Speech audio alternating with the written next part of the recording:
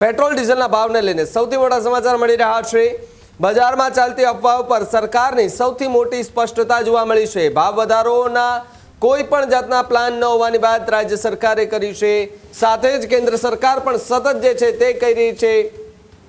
તો આ તરફ ચૂંટણી બાદ ભાવ વધારાની બજારમાં જે છે તે અફવાઓ ચાલી રહી છે। અફવાઓને લઈને પેટ્રોલ પંપો પર લોકોની ભીડ જે છે તે પણ જોવા મળી હતી। અમેરિકા, ઈરાન, ઇઝરાયલના તણાવથી વૈશ્વિક બજારમાં અસર જે છે તે પડી છે, પરંતુ પેટ્રોલ અને ડીઝલના ભાવ પર કોઈ જાતની અસર જે છે એ નથી પડવાની।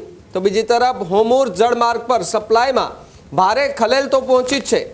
ક્રૂડ ઓઇલના ભાવમાં 50%થી વધારો થયો છે। તેલ કંપનીઓએ રોજ 2400 કરોડનું નુકસાન થતું હોવાની વાત સામે આવી રહી છે।